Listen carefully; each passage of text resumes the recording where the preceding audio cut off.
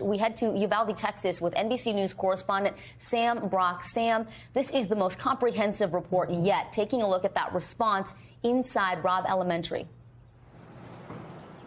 Thank you, Morgan. It's comprehensive and it's crushing just based on the number of points where failures occurred, starting with the school doors that were supposed to be locked that weren't, guys, Wi-Fi connection that was poorly constructed and not enabling them to get push alerts out to the teachers who needed to see those alerts.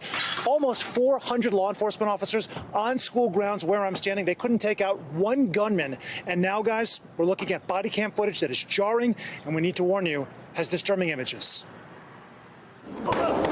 For the first time, the public is getting a chilling picture of early moments inside Robb Elementary from police body camera footage. Am I bleeding? Am I bleeding? Early chaos and glimpses of calls to action. We got to get in there. We got to get in there and just keep shooting. That plea coming minutes after the massacre began. But that first interaction, the only time the officers are seen in the video physically confronting the gunman for well over an hour. This new footage released as the most comprehensive report to date conducted by the Texas House finds law enforcement, which ultimately reached 376 officers, didn't honor their most basic responsibility. The authors writing, they failed to prioritize saving the lives of innocent victims over their own safety. Several officers in the hallway or in that building knew or should have known there was dying in that classroom, and they should have done more, acted with urgency. Family members said they were hoping for more than a verbal dressing down. But they're saying we already knew it. They were cowards. Ultimately, some action was taken right away. The city's mayor announcing right before this meeting the acting chief of Uvalde's police department, Mariano Pargas, now on administrative leave.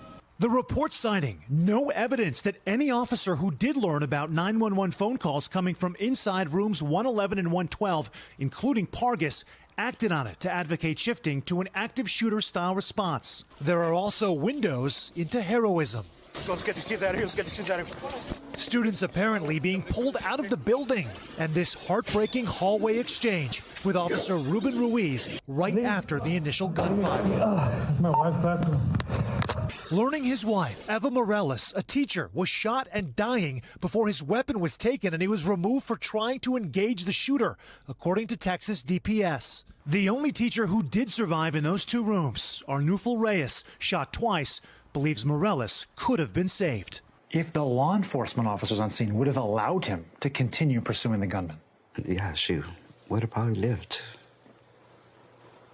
And I think she's one of the ones that they had said that also bled to death. All 11 of the students in his class didn't survive. Sam, that's just heartbreaking. I mean, beyond the acting police chief being placed on administrative leave, I mean, is there any talk about accountability, even just for other leaders, or even responding officers that day?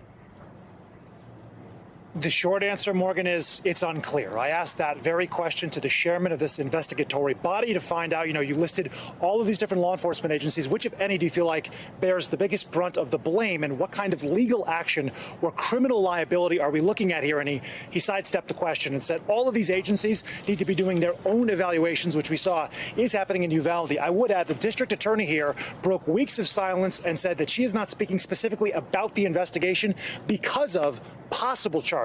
Whether that actually comes to light, we're going to have to wait and see. Morgan.